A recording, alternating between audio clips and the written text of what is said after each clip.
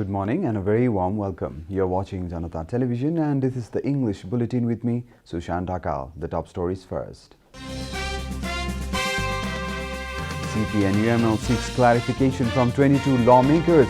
Leaders remain effortful for party unity. Bakar Eid is being celebrated in different parts of the country.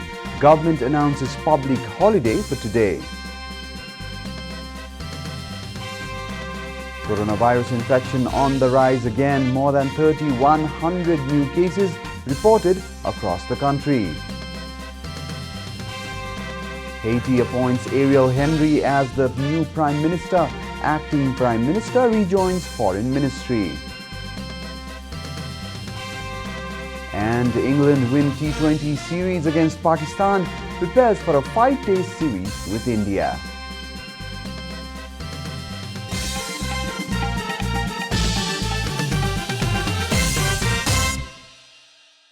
And now the news in detail.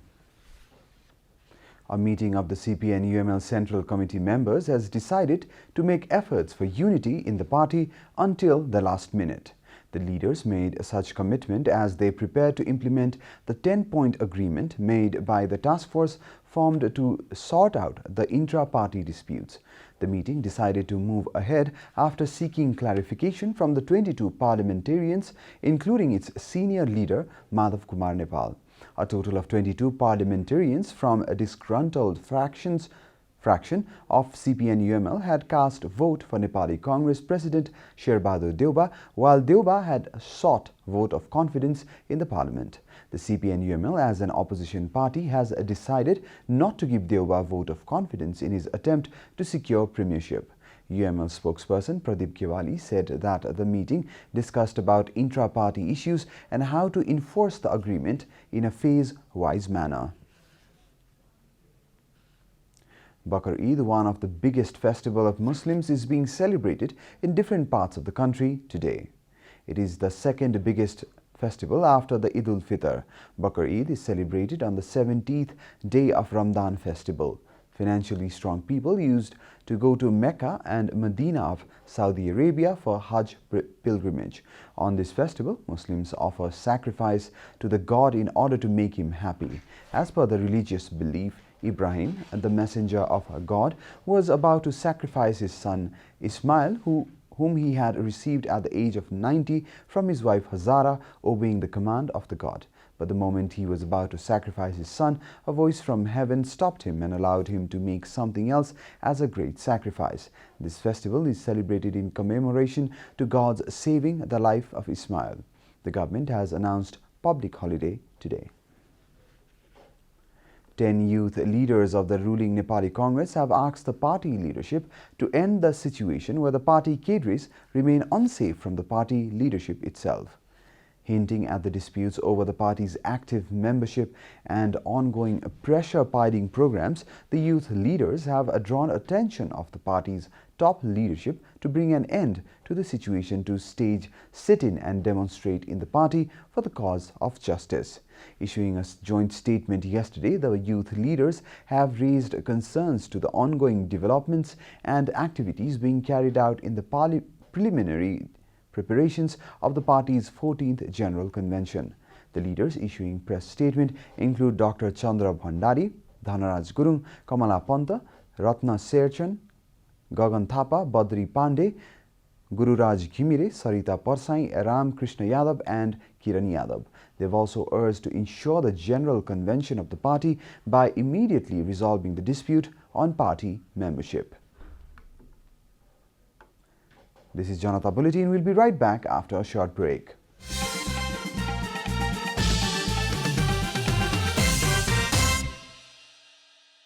Welcome back after the break. We continue with other national news.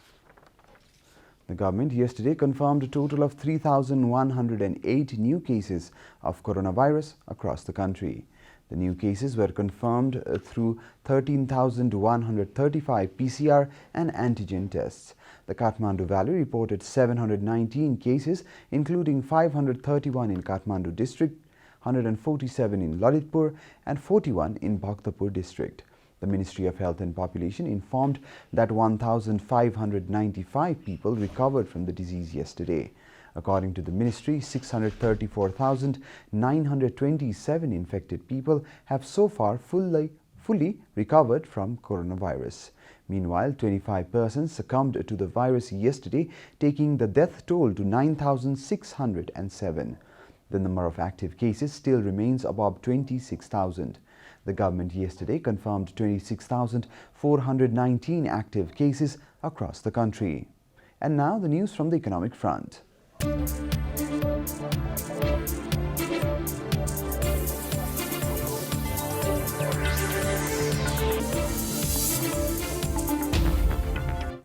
Aviation authorities of Nepal and India have agreed to operate 6 flights per week between Kathmandu and New Delhi.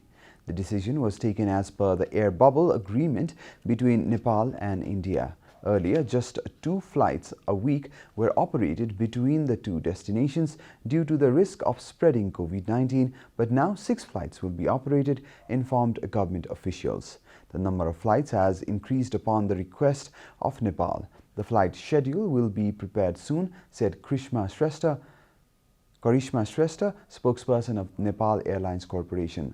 According to her, the state-owned airline company's aircraft will now fly from New Delhi to Kathmandu on Mondays, Wednesdays and Saturdays. Before this agreement, the NAC used to operate 1 flight on Wednesday and Air India used to operate 1 flight on Friday. Time for a short break here at Janata Bulletin. Stay tuned for international news.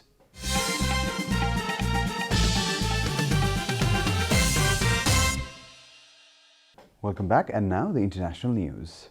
Haiti's government has appointed Ariel Henry as the new prime minister after the assassination of President Jovenel Moïse, Reuters reported. In a ceremony in the capital of Port-au-Prince, Henry used his inaugural address to urge unity and stability for his Haitian people.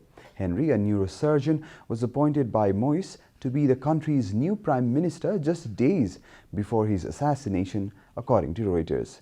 Henry's appointment comes after the former acting Prime Minister Claude Joseph stepped down from his position on Monday in agreement to hand over the role to Henry. Joseph, who now has returned to his position as foreign minister, received criticism from many people who accused him of pursuing a reckless power grab. Joseph warned that the country faced a tough task ahead of the upcoming elections. Moïse was killed on July 7th by a group of assailants who raided the president's private residence during the night. Haitian authorities have arrested 20 people in connection with the incident. You're watching Janata Bulletin, and now the latest from the world of sports.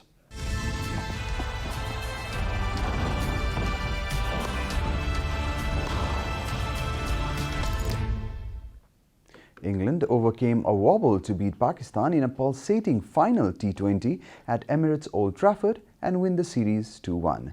Chasing 155 on a dry turning pitch, England needed 61 from 9 overs with 8 wickets in hand after Jason Roy's 64. However, with Pakistan's spinners applying a vice-like grip and David Malan struggling to score freely, the equation changed to 39 from 4 overs before captain Ian Morgan regained control. Malan was bowled by Mohammad Hafiz, only for Liam Livingstone to hit his first ball for 6, then be caught off his next, leaving 6 required of the final over. Chris Jordan got England over the line with 2 balls to spare. England's own spinners were earlier at the 4, restricting Pakistan to 154 for 6. Mohammad Rizwan battled through the innings for 76 not out, but the tourists were shackled by Adil Rashid's 4 for 35. The hosts end their white ball summer with only 1 defeat from 12 matches against Pakistan and Sri Lanka, now moving on to a 5-test series with India, which begins on 4th of August. We are at the end of Janata Bulletin, and the headlines once again. CP and UML seeks clarification from 22 lawmakers. Leaders remain effortful for party unity. Bakari is being celebrated in different parts of the country. Government announces public holiday for today. Coronavirus infection on the rise again. More than 3,100 new cases reported across the country. Haiti appoints Ariel Henry as the new Prime Minister. Acting PM rejoins Foreign Ministry. And England win T20 series against Pakistan, prepares for a 5-test series with India.